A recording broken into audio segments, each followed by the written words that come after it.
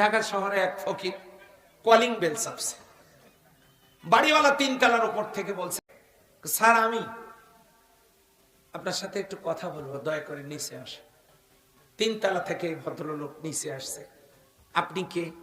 আপনাকে তো চিনলাম না।